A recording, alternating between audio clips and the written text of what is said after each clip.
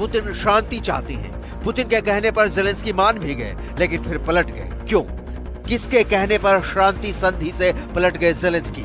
आधी रात किसका आया था ज़ेलेंस्की के पास फोन? किसने कहा कि रूस के साथ समझौता मत करो?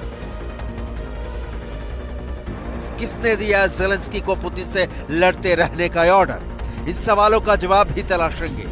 लेकिन उसके पहले पुतिन जिस समझौते को लेकर ज़ेलेंस्की पर मुकर जाने, वादा खिलाफी करने का आरोप, क्योंकि रूस ही नहीं पूरी दुनिया इस वक्त युद्ध नहीं शांति की चाह रखती है, तो पुतिन के कहे के मुताबिक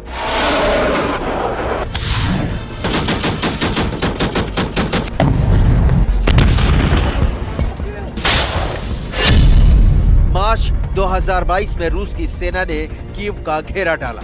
ज़ेलेंस्की डायरेक्ट अटैक से खौफ में आ गए। रूस के साथ यूक्रेन ने इस्तांबुल में समझौता किया। समझौते के मुताबिक अगर रूसी सेना कीव से लौट जाती है तो यूक्रेन रूस के उन शर्तों को मान लेगा, यानी यूक्रेन अपनी सैन्य क्षमता को सीमित रखेगा और नेटो का सदस्य बनने की कोशिश नहीं करेगा।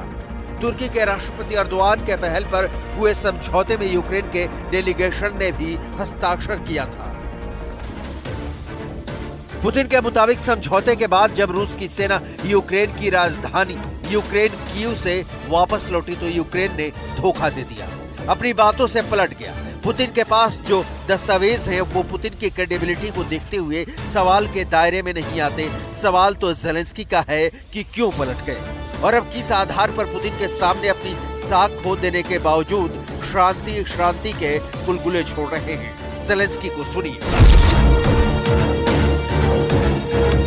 Бачили, як пройшов візит делегації лідерів та представників країн Африки, візит в Україну, візит в державу, потім в державу терориста. Делегація мала змогу побачити, хто насправді зацікавлений у мирі, а хто насправді сам по собі війна. Це було дуже чітко. Все, про що говорилося в Україні, було про формулу миру.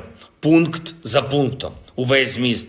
Все, про що говорилося в Росії, було про війну, про те, як знищувати життя далі. Очевидна річ, немає альтернативи формули миру.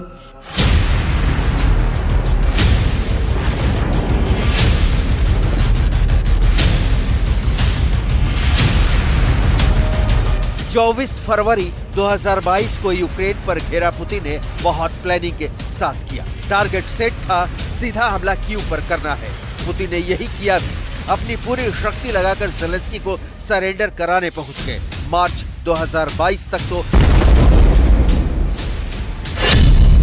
रूस ने राजधानी कीव को 3 तरफ से घेर लिया। इसमें उत्तर में इरपिन, पूर्व में ब्रोवरी और मारियोपोल पर मिसाइलें गिराने शुरू कर दिए। कीव को जाने वाले हर रास्ते पर रूस के सिपाही टैंकों के साथ खड़े कर दिए गए।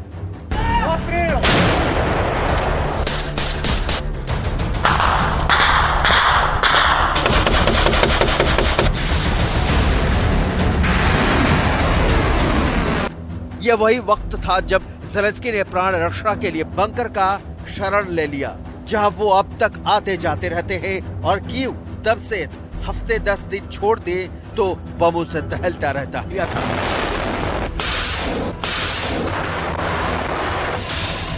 पुतिन के पास ज़ेलेंस्की को जलाने का एक और पुख्ता आधार तैयार हो गया है। पुतिन पर जिस युद्ध में हत्या का आरोप लग रहा है वो क्यों जारी है, पुतिन ने दुनिया को उसका जवाब दे दिया है कि ज़ेलेंस्की जिम्मेदार हैं। कीव में बहे खून का, चर्नियों में फटे बम का, क्योंकि ज़ेलेंस्की ने पहले मानी बात फिर पलटी मार गए।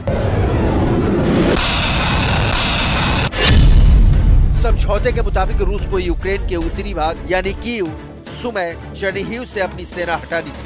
बदले में यूक्रेन को अपनी सेना को 50% कम करना था। इसके अलावा यूक्रेन को एक न्यूट्रल देश बनना होगा।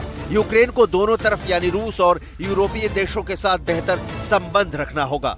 इस समझौते को लागू कराने के लिए अमेरिका, चीन, बेलारूस, तुर्की और कुछ अन्य देशों को गारंटी देने वाले के तौर पर चुना गया था। Писано до единиц боевой техники и до личного состава вооруженных сил.